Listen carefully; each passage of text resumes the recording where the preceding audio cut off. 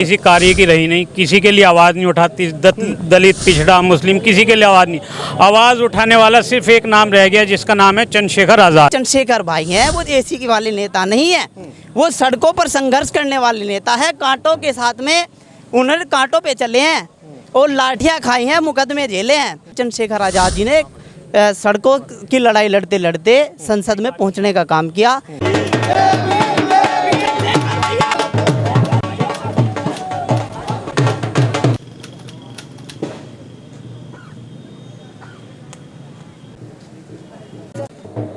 नमस्कार, आप देख रहे हैं के न्यूज़ और मेरा नाम है पुरुषोत्तम सैनी। 2024 के लोकसभा चुनाव जीतने के बाद आज़ाद समाज पार्टी के राष्ट्रीय अध्यक्ष चंद्रशेखर आज़ाद अपने मंडल मुख्य कार्यालय पर पहुंचेंगे और उनका स्वागत करने के लिए गर्मजोशी जिस प्रकार मैं आपको दिखाऊं, जनपद सहारनपुर की रामपुर विधानसभा से चलते हुए उनका काफिला अब जनपद सहारनपुर के दिल्ली रोड स्थित मुख्य कार्यालय पर पहुंचने वाला है। उनके स्वागत के लिए किस प्रकार मैं दिखा सकता हूं, किस प्रकार ढोल की थाप पर कार्यकर्ता मौके पर जो मौजूद है, और आइए उन्हीं समर्थकों से बातचीत करेंगे कि जनपद सहारनपुर में पहुंचने पर कैसे देखते हैं उनके स्वागत को। सर, कैसे, क्या नाम है आपका? विजयपाल जी। आज चंद्रशेखर भाई जो है पहली बार जनपद सहारनपुर पहुंचना है जीतने के बाद, कैसे देखते हैं स्वागत को? बड़ी खुशी हो रही है और स्वागत में बड़ी तैयारी में लगे हुए हैं कल से ही। और भाई का जो है सहारनपुर जनपद में बड़ी हर्षोल्लास के साथ स्वागत होगा और आने वाले समय में हम उन्हें 2027 में मुख्यमंत्री और 2029 में प्रधानमंत्री देखना चाहते हैं। क्या पीएम तक का फेस बना दिया गया है चंद्रशेखर भाई को? बड़ी जोर शोर से तैयारी है।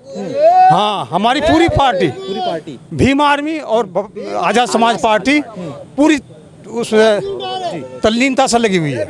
चलिए, कुछ और युवा साथी हैं, युवा साथियों से बात करेंगे। सर, क्या नाम है आपका? फरीद अंसारी। फरीद अंसारी जी, कैसे देखते हैं युवाओं की दिलों की धड़कन बताए जाते हैं अब चंद्रशेखर रावण, और अब तो सड़क की लड़ाई लड़ने वाले संसद तक रास्ता तय कर चुके हैं, कैसे देखते हैं इस सफर को? इस सफ़र को जो है ना, ये कांटों भरा सफ़र था, लेकिन अब जो है ये सफ़र फूलों वाला होने वाला है। फूलों वाला होने वाला है, बिल्कुल 100%।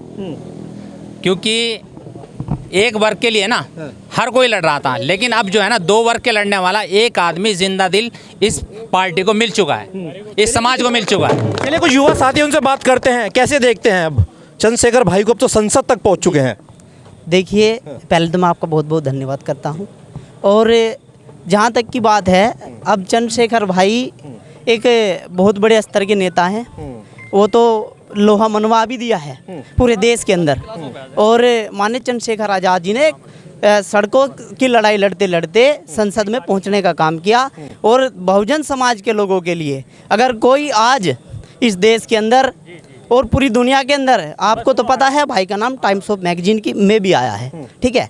अगर इस देश के अंदर बहुजनों की लड़ाई लड़ने वाले एकमात्र नेता हैं तो वो एडवोकेट चंद्रशेखर आज़ाद जी हैं, ठीक है।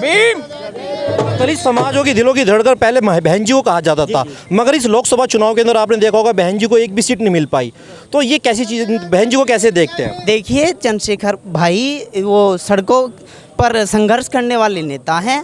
और जो हमारे पुराने नेता हो चुके हैं, पहली बात तो उनकी उम्र हो चुकी है काम करने की। तो क्या मायावती जी अब रिटायर हो चुकी हैं, ये कहना है आपका? बिल्कुल यही कहना है। और वो एसी वाले नेता हैं, ठीक है।